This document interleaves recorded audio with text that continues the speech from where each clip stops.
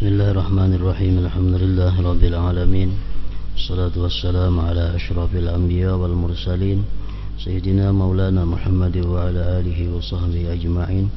Qala al-musannif al-imam al-habib al-allama Ahmad bin Zain bin Alawi al-Habshi rahimahullah, nafa'ana bi'ulumih was-sawmi waz-zakawati wal hajji ila baitil ilahi fakum bi fardika wasri'i ay alaika bidzalik fabihi yatimul qiyamu bi furudil islam wa arkanih.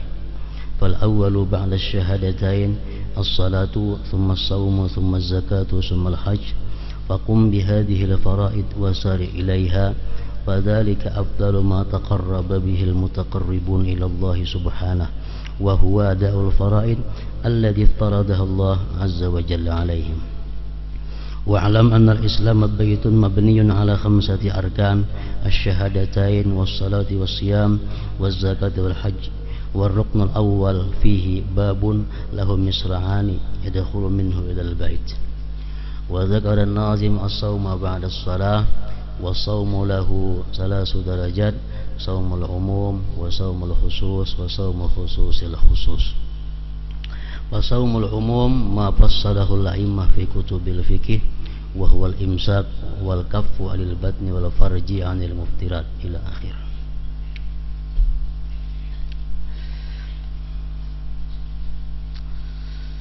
Makna daripada kalam Al-Habib Al-Allamah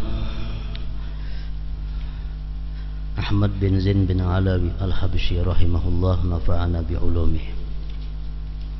Puasa, zakat dan haji. Wasawmi waz-zakawati wal haji ila baitil ilahi fakum bi fardika wasri'i.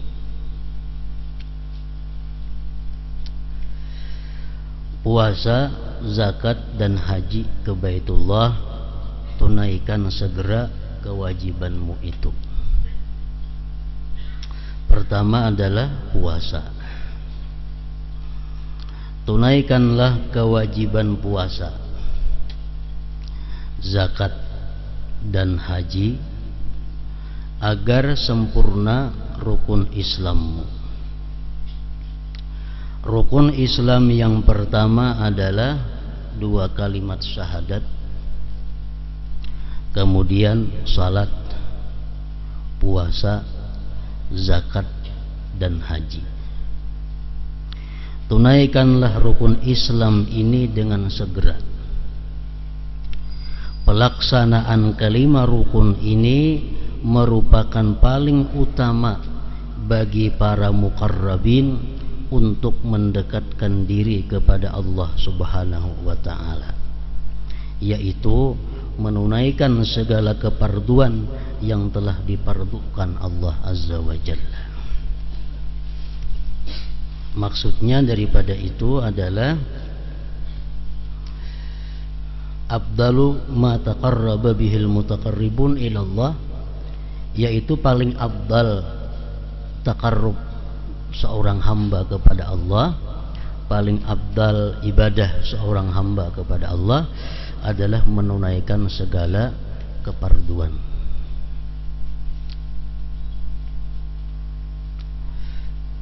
Kemudian sesudah itu hanya melakukan nawafil yang disunatkan oleh agama.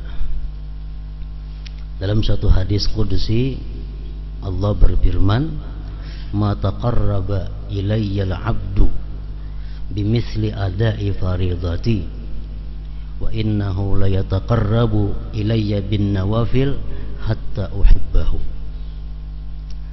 Di sini Allah menjelaskan bahwa tidak bertakarrub kepadaku seorang hamba dengan seumpama menunaikan keparduan yang aku pardukan kepada mereka. Artinya, ibadah atau takarrub yang paling dicintai Allah kepada kita adalah bila mana kita menunaikan segala kewajiban, menunaikan keparduan yang dipardukan Allah kepada kita. Itu yang paling Allah cintai. Sesudah kita menunaikan segala yang fardu-fardu atas kita, wa innahu la yataqarrabu ilayya bin nawafil, kemudian bahwa si hamba itu dia bertakarrub kepadaku dengan yang sunat-sunat, hatta uhibbahu, sehingga aku cinta kepadanya. Nah, jadi di dalam hadis qudsi itu adalah menunaikan segala keparduan itu merupakan modal kita untuk mendekatkan diri kepada Allah. Sedangkan melaksanakan yang sunat-sunat itu merupakan tambahan agar kita dapat cintanya Allah Subhanahu wa ta'ala. Nah, dengan hadis itu menurut para ulama bahwa kita tidak boleh menunaikan sesuatu yang sunat kalau masih ada di dalam tanggungan kita sesuatu yang fardu. Pengertian tidak boleh itu bisa haram, bisa makruh. Misalnya kita hendak sembahyang sunat. Nah, sebelum kita sembahyang sunat, kita mesti meyakinkan terlebih dahulu bahwa kadada sembahyang fardu yang terhutang. Sebelum kita sembahyang duha, kita mesti meyakini bahwa sembahyang fardu sudah beres. Sebelum kita sembahyang witir, kita sudah meyakini bahwa kita tidak ada hutang yang fardu. Kalau kita masih banyak berisi qadaan yang wajib, maka menunaikan qadaan yang wajib itu lebih disukai Allah kepada kita daripada kita menunaikan yang sunat-sunat itu. Menurut para ulama fikih, kalau ketinggalan sembahyang fardu itu karena tidak uzur, karena disengaja, maka andai kata dia sembahyang sunat, maka hukumnya adalah haram. Kalau ketinggalan sembahyang fardu itu karena uzur, maka menunaikan yang sunat terlebih dahulu daripada yang fardu itu hukumnya adalah makruh. Itu pendapat ulama fikih. Subuh kita umpamanya belum sembahyang. Kenapa belum sembahyang subuh? Karena sengaja memang kada hendak bersubuh. Padahal mendengarnya orang bang tadi cuma mengantuk bana mata. Biar haguring dahulu. Padahal orang bang mendengar. Akhirnya bangun lewat pukul 7. Berarti ini dia meninggalkan keparduan tanpa uzur. Kenapa? Karena dia guring di dalam waktu sembahyang. Dia mendengar azan. Nah, kemudian bolehlah ianya sembahyang duha. Menurut ulama fikih, kalau dia melakukan sembahyang duha itu hukumnya adalah haram. Kenapa? Karena mestinya ini membayar sembahyang subuh yang ditinggalkan secara sengaja itu. Qabliyah subuh bang, itu kada jadi masalah karena itu bagian dari sembahyang subuh. Jadi kalau kita sengaja kada sembahyang subuh tanpa uzur, lalu kita mengqada, qadalah dahulu sunat subuh, hanya subuhnya. Kada jadi masalah didahulukan sunat subuh karena itu bagian dari subuh. Kalau sunat-sunat lain kada boleh. Nah, andai kata kita ketinggalan sembahyang itu karena uzur, kita kada mendengar orang azan subuh, kita kada mendengar bergerakan orang subuh, tahu-tahu bangun sudah habis waktu subuh. Andai kata kita sembahyang duha, nah ini kada diharamkan, cuma makruh. Kenapa? Karena ada hutang nang wajib nang diuzurkan tadi. Mestinya sembahyang subuh dahulu, hanya sembahyang duha. Kenapa ini kada haram? Karena dia meninggalkan subuh kada sengaja.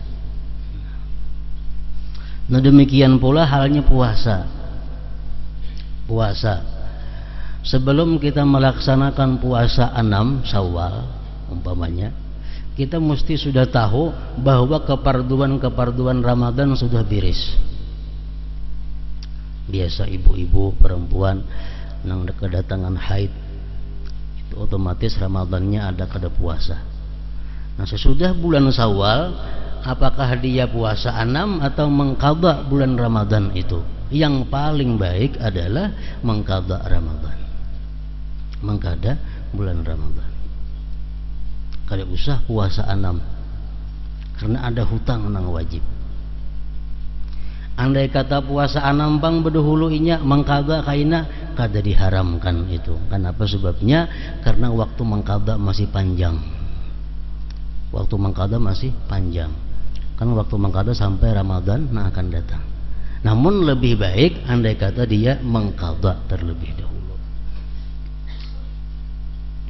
Menurut sebagian para ulama, andai kata kita mengqadha puasa pada bulan Syawal, kita qadha bulan Ramadan, walaupun kita kadang meniatkan puasa 6, tetap kita dapat pahala puasa 6 karena sudah termasuk di situ. Misal hutang puasa 6 hari atau hutang 7 hari, puasa mengqadha bulan Ramadan 7 hari, puasa 6 otomatis sudah pahalanya termasuk di situ. Itu menurut sebagian pendapat ulama fikih. Menurut sebagian ulama lagi bahwa pahala puasa 6 kada dapat. Kalau kita mengqadha bulan Ramadan, pahala puasa 6 kada dapat.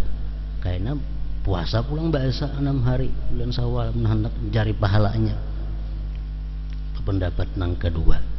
Pendapat nang ketiga, puasa 6 sekaligus dapat pahala beserta mengqadha Ramadan bila kita niatkan puasa 6 itu. Jadi niat 2. Saja aku puasa esok hari di bulan Ramadan sekaligus puasa 6 bulan Syawal. Bila niatnya 2 dinto, dapat juga pahala kedua-duanya.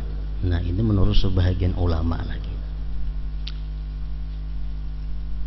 Jadi ada 3 macam pendapat ulama. Nah, puasa jangan hendak menggawi nang sunat terlebih dahulu kalau masih ada hutang. Dikena puasa tarawiyah, puasa Arafah. Kalau masih ada hutang Ramadan, baik menutupi hutang itu. Walaupun dia kadang meniatkan tarawiyah, kadang meniatkan Arafah, kalau dia puasa mengqadha pada hari 8, 9 itu dapat sekaligus pahala puasanya. Itu pendapat nang kita umpati, pendapat ulama nang kita ikuti. Walaupun kita kadang berniat Arafah-Arafahan, pokoknya pada hari 8 saja aku puasa sunat tarawiyah, puasa. Saja aku mengqadha puasa Ramadan. Saja aku mengqadha puasa Ramadan, tapi di hari 8 Zulhijjah otomatis dapat tarawiyah. Hari 9 kayaknya saja aku puasa mengqadha bulan Ramadan, otomatis dapat pahala Arafah. Nah, itu. Demikian pula halnya zakat. Kalau kita masih ada hutang zakat, jangan hendak bersedekah sunat. Nah, kita masih ada hutang zakat, jangan bersedekah sunat. Kenapa? Karena Allah kada ketuju yang demikian itu. Allah suka kita menunaikan kefarduan terlebih dahulu, hanya kita menggawi nang sunat-sunatnya. Zakat tahutang. Misalnya zakat tahutang ini hari ini sampai sudah haulnya. Hari ini sudah sampai haulnya, sampai nisabnya. Ditunda-tunda mengeluarkan. Ditundanya mengeluarkan zakat pada mestinya hari ini ditundanya. Akhirnya duitnya hilang. Otomatis nyata hutang zakat. Nah, selama zakat hutang itu belum dibayari, jangan hendak bersedekah sunat karena masih ada hutang zakat nang wajib baginya.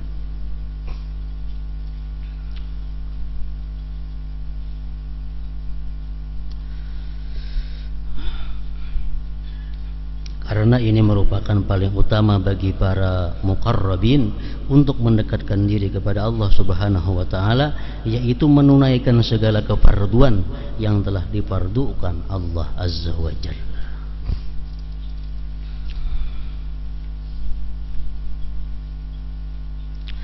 Ketahuilah Islam adalah sebuah rumah, umpama sebuah rumah yang dibangun di atas 5 pondasi rukun, yaitu 2 kalimat syahadat yang pertama, 2 kalimat syahadat, yang kedua salat sembahyang 5 waktu, yang ketiga puasa bulan Ramadan, yang keempat zakat dan haji. Rukun pertama 2 kalimat syahadat merupakan jalan masuk yang memiliki 2 pintu, Allah Subhanahu wa ta'ala dan Rasulnya sallallahu alaihi wasallam. 2 kalimat syahadat itu laksana 2 pintu. Asyhadu an la ilaha illallah, sebuting wa asyhadu anna Muhammadar Rasulullah. Melalui 2 pintu inilah manusia dapat masuk ke dalam rumah Islam tersebut. Artinya haji, puasa, zakat, ibadah apapun, kalau inya belum mengucap 2 kalimat syahadat, itu kada dinilai sesuatu oleh Allah Subhanahu wa ta'ala. Kada dinilai karena belum masuk daripada 2 pintu itu. Tingkatan puasa memiliki 3 tingkatan, yaitu puasa umum, puasa khusus, dan puasa khususul khusus. Puasa umum yaitu puasa sebagaimana yang telah dijelaskan secara terperinci oleh para imam dalam berbagai kitab fikih, yaitu mencegah perut dan kemaluan dari segala sesuatu yang dapat membatalkan puasa. Itu puasa secara umum.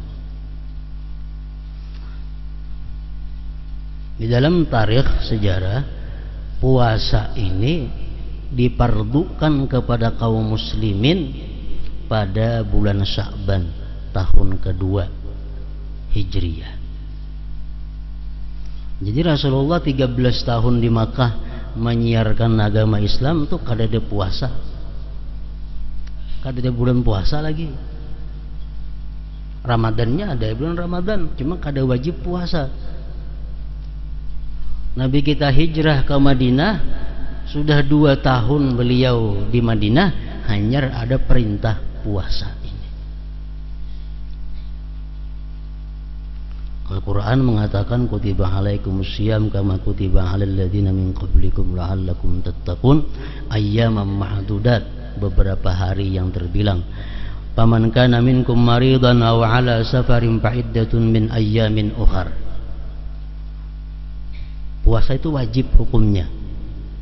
Siapa-siapa yang sakit daripada kalian atau dalam perjalanan musafir, maka hitungan dari hari yang lain. Artinya boleh dia buka puasa, namun kena dikada di hari lain. Dengan catatan jangan sampai mangkadanya taka liwat Ramadan berikutnya. Nah, jadi diberi waktu mangkada itu selama 1 tahun, mulai Syawal sampai Ramadan itu mangkada. Bagi orang-orang yang sudah tua, atau orang yang punya penyakit yang kada ada harapan lagi sembuhnya, itu diberi keringanan kada puasa. Namun dia diwajibkan membayar sehari 1 mud beras atau gandum, umpamanya pemakan di negeri kita gandum. Sambungan ayat Tuhan tadi, wa 'alal ladzina yutiqunahu fidyatun ta'amu miskin. Orang-orang yang mampu berpuasa, orang-orang nang kawa puasa, dia membayar 1 mud sehari untuk memberi makan orang miskin.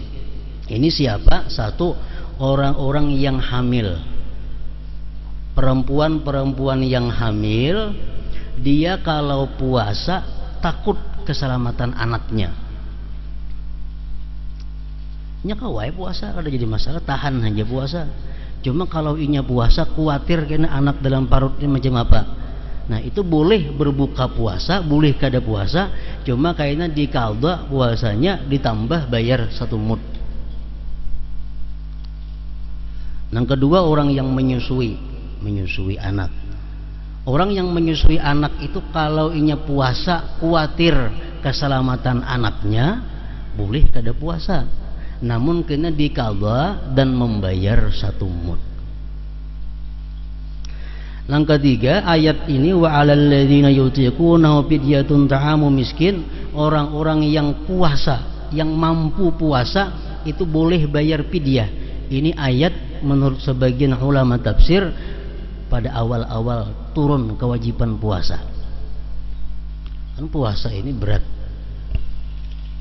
Lalu bagi orang-orang di zaman Rasulullah yang hanyar-hanyar masuk Islam itu mungkin berat puasa. Lalu dibolehkan bagi mereka yang kada hendak puasa boleh bayar 1 mud. Orangnya sehat, bugar, kada ada penyakit napa-napa, cuma kada tahan haus, kada tahan lapar. Ini boleh aja kada puasa, tapi kena bayar 1 mud sehari. Ini pada awal-awal Islam. Nah sesudah demikian berjalan, akhirnya turun ayat yang menyatakan bahwa tidak ada lagi pilihan bagi orang yang mampu berpuasa, mesti puasa, kada boleh lagi bayar mud itu. Nah,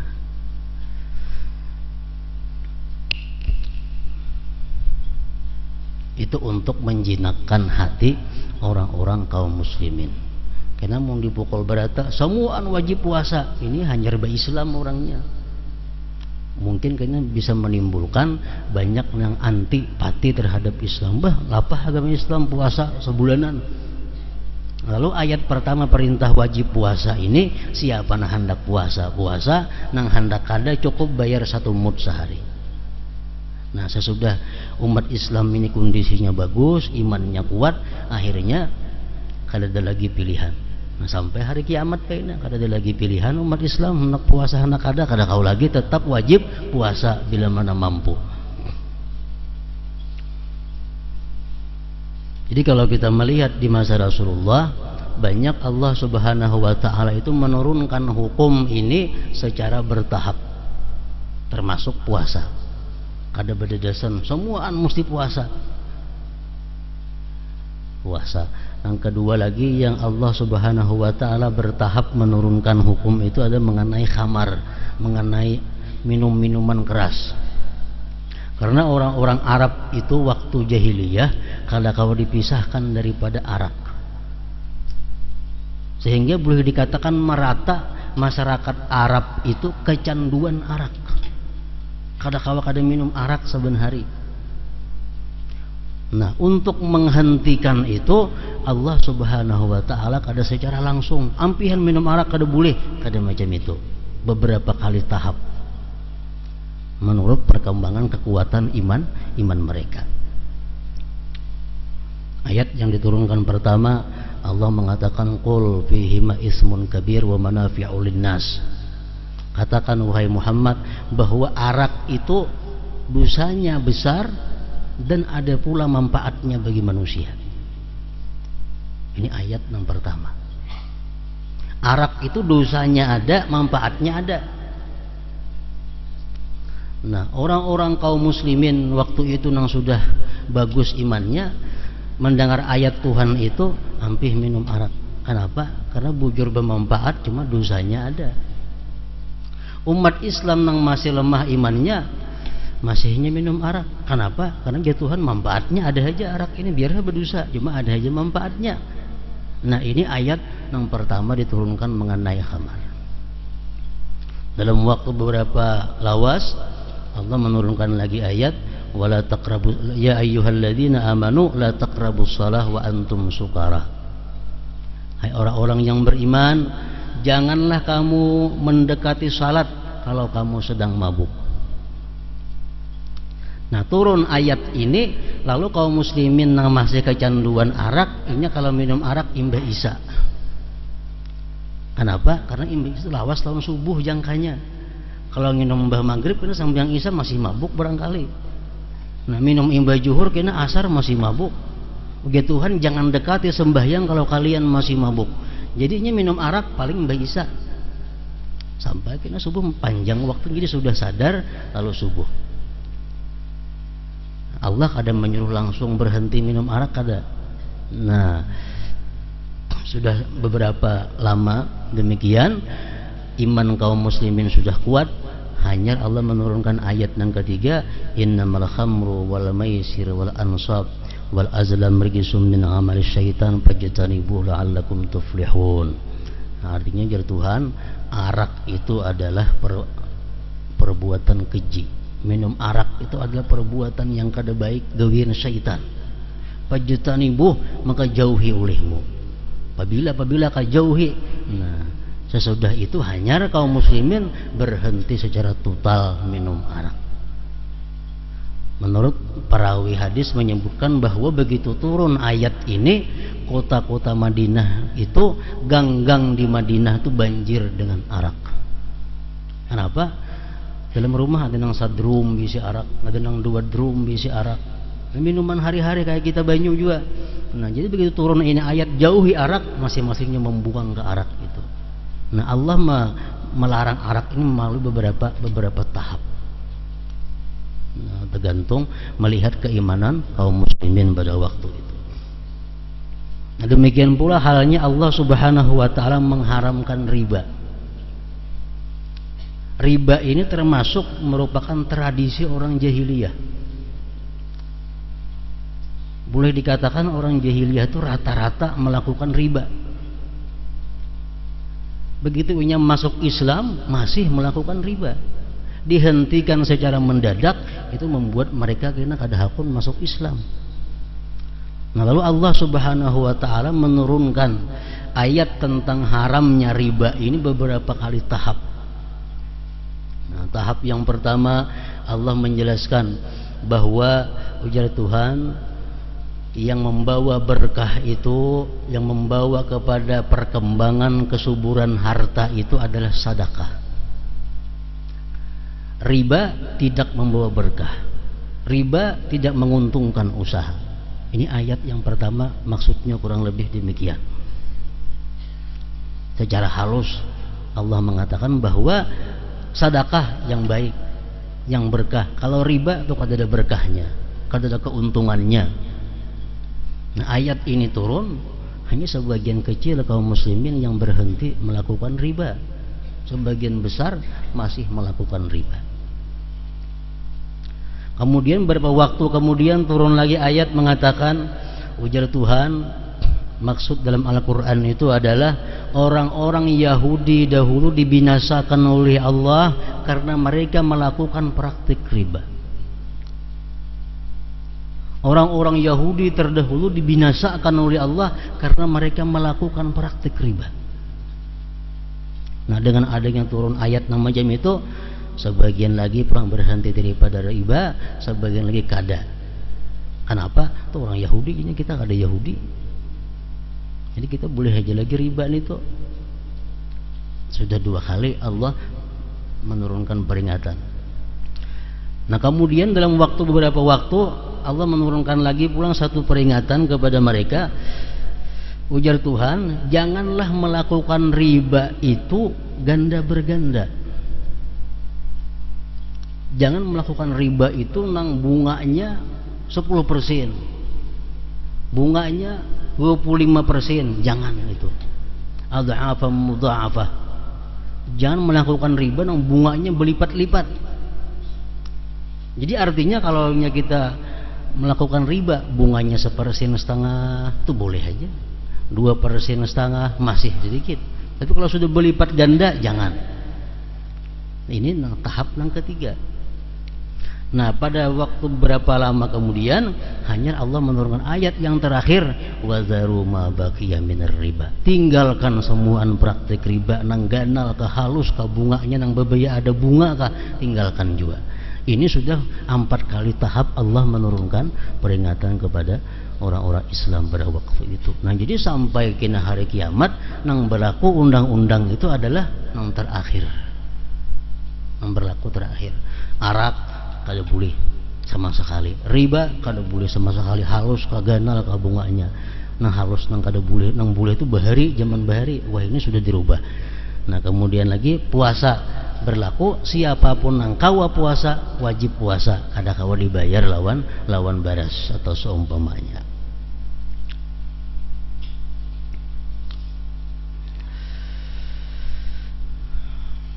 Nah, puasa umum yaitu puasa sebagaimana yang telah dijelaskan secara terperinci oleh para imam dalam berbagai kitab fikih, yaitu mencegah perut dan kemaluan dari segala sesuatu yang dapat membatalkan puasa.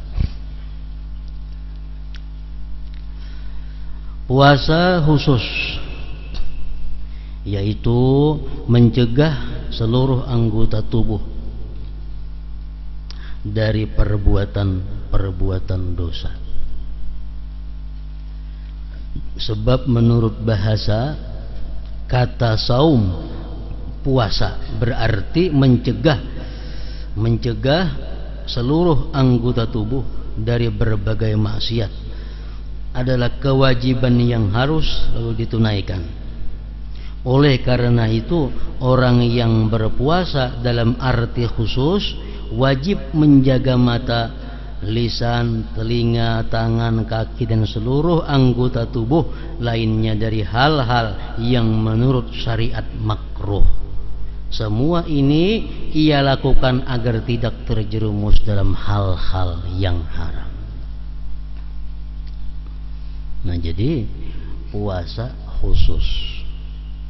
Kalau puasa umum itu puasa untuk menggugurkan kewajiban. Artinya dengan adanya kita puasa umum, kita sudah kada dituntut oleh Allah lagi, lepas sudah kewajiban. Walaupun kita puasa masih mau berdusta, puasa masih melihat nang haram, puasa masih mendengari nang haram, puasa masih memakai pakaian nang haram, tapi dia menahan mulutnya daripada makan sesuatu dan kemaluannya daripada berbuat yang membatalkan puasa, itu sudah menggugurkan kewajibannya. Artinya kewajibannya sudah lepas. Nah untuk urusan bahwa puasa ini mendatangkan pahala lawan inya, puasa ini akan memimpin dia kepada takwa, puasa ini untuk mendekatkan dirinya kepada Allah, puasa ini untuk mengumpulkan dia bersama-sama dengan malaikat. Nah itu puasa khusus. Maka puasa umum kada kawa.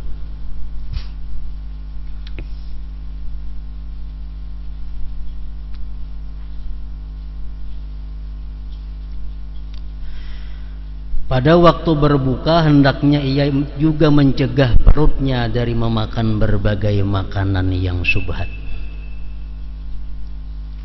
Bahkan ia tidak memperbanyak makan meskipun makanan itu halal. Sebab tujuan puasa adalah untuk mengusungkan perut, menghilangkan keinginan nafsu dan melemahkan kekuatannya, serta meneladani para malaikat yang memiliki kedudukan yang dekat dengan Allah dan suci dari berbagai keinginan syahwat. Dengan cara demikian, orang yang berpuasa akan menjadi dekat pula dengan Allah sebagaimana para malaikat itu. Menurut perkataan para ulama, Allah menciptakan malaikat. Malaikat hanya disangui akal. Malaikat disangui akal. Malaikat kadang mengenal makanan, minuman, perempuan atau dan sebagainya, karena hanya punya akal. Akal ini adalah makhluk Allah yang sangat dicintai Allah. Akal ini urusannya hanya kepada Allah. Akal. Bila orang tuh mau berbuat maksiat, itu orang kurang akalnya. Orang kafir, Allah mengatakan kada berakal sama sekali. Karena akal ini, orang yang ada punya akal, dia pasti taat kepada Allah. Akalnya makin sempurna, makin banyak taatnya kepada Allah. Nah, malaikat orang yang diberi akal sempurna, lalu seluruh kehidupan malaikat hanya untuk taat kepada Allah. Kedua, Allah menjadikan manusia makhluk yang paling lengkap. Diandaki akal ada, diandaki nafsu syahwat ada. Yang ketiga adalah hewan atau binatang, makhluk Allah yang kada diletakkan akal, yang kada dibebani hukum, kada dibebani syariat. Binatang kada ada syariat, kada ada hukum. Nah, cuma diandaki syahwat nafsu. Binatang pikirannya cuma makan, guring, kawin, berjalanan, nggak itu aja.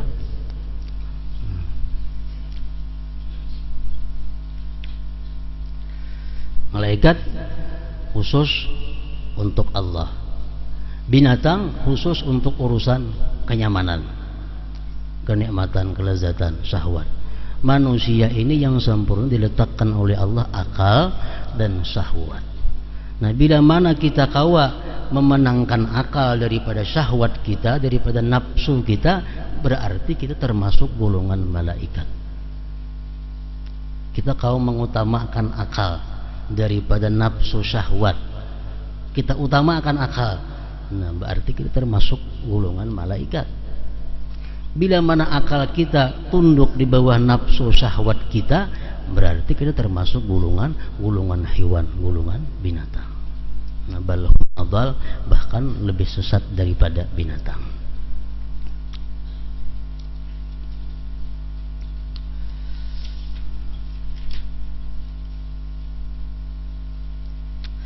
Rasulullah sallallahu alaihi wasallam bersabda, "Khamsun yubtirna as-shaim, al-kadhib wal ghibah wan namimah wal yaminul kadhibah wan nadhratu bisyahwah." Ujar Nabi kita, 5 perbuatan yang membatalkan pahala puasa adalah dusta, gibah, namimah mengadu domba, sumpah palsu, dan pandangan dengan syahwat. Pandangan dengan syahwat. Hadis riwayat Jabir dari Anas. Arti pandangan dengan syahwat itu maitihi nang apa aja, maitihi nang apakah, akhirnya timbul syahwat kita. Nah itu mesti maitihi gambar ya? Ada maitihi manusianya, mesti maitihi TV ya? Cuma syahwat kita timbul. Nah, itu membatalkan pahala puasa. Bishr bin al-Haris rahimahullah meriwayatkan bahwa Sufyan rahimahullah berkata, ghibah akan merusak puasa. Sedangkan Al-Laits rahimahullah meriwayatkan bahwa Mujahid rahimahullah berkata, 2 perkara yang akan merusak puasa, ghibah dan berdusta. Rasulullah sallallahu alaihi wasallam bersabda, innamas shaum junnah fa idza kana ahadukum sha'iman fala yarfus wala yajhal wa in imru'un qatalahu aw syatamahu falyaqul inni sha'im. Sesungguhnya puasa adalah benteng. Jika salah seorang di antara kalian berpuasa, maka janganlah dia berkata keji dan bertindak bodoh. Jika ada orang yang mengajaknya berkelahi atau mencacinya, maka hendaklah dia berkata, sesungguhnya aku sedang berpuasa.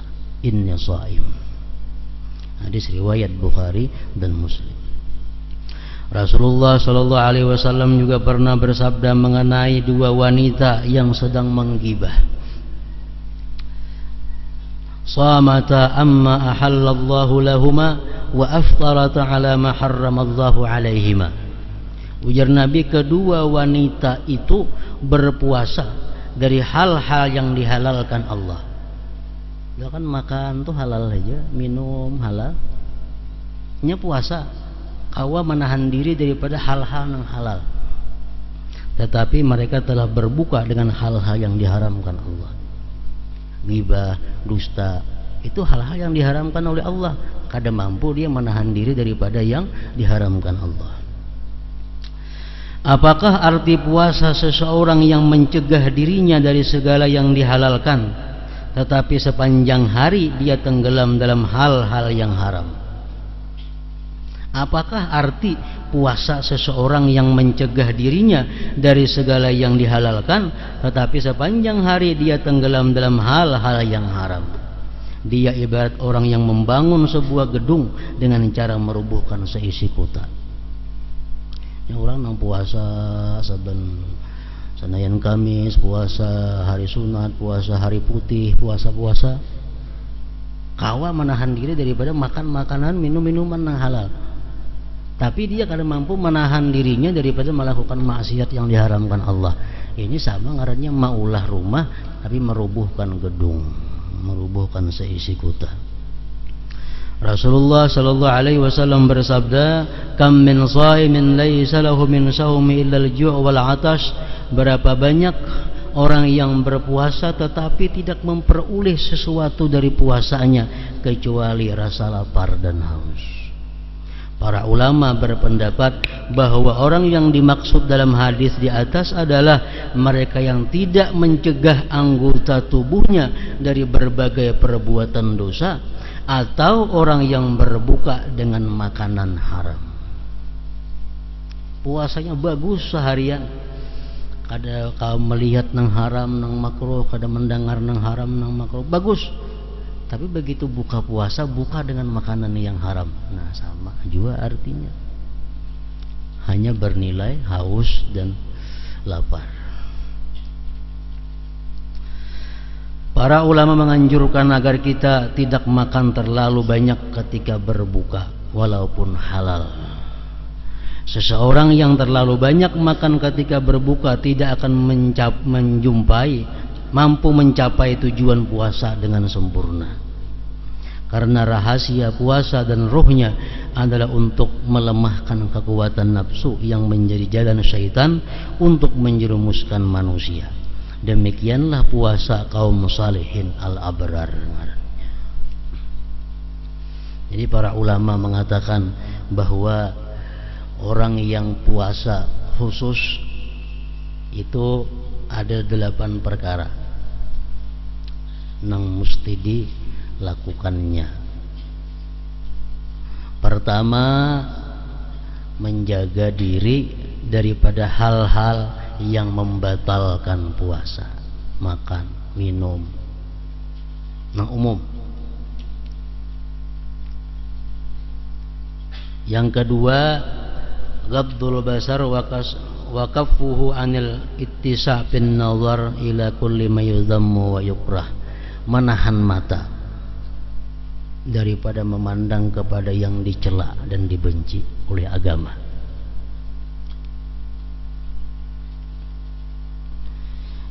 Yang ketiga, hifdzul lisan anil hadayan wal kadhib wal ghibah wan namimah wal fuhsyi wal khusumah wal mira wa kulli ma yudhammu wa yukrah. Yang ketiga, menahan lisan daripada berkata-kata ceroboh, dusta, ghibah, namimah, perkataan jahat, bertengkar, berdebat, dan tiap-tiap yang dicela dan dimakruhkan oleh agama. Yang keempat, kafus sama anil isgha ila kulli ma yudhammu wa yukrah. Menahan, mencegah pendengaran daripada mendengari yang dicaca, yang dicela, yang dicaci oleh agama. Yang keempat, kaffu baqiyatil jawarih anil asam. Mencegah seluruh anggota tubuh daripada dosa. Batis, tangan, rambut, semuaan ditahani daripada melakukan dosa. Ini puasa nang supaya dapat pahala. Yang kelima, yang keenam, an la yastaksira minat ta'amil halal waqtal iftar, bahwa dia tidak memperbanyak makan yang halal pada waktu berbuka puasa.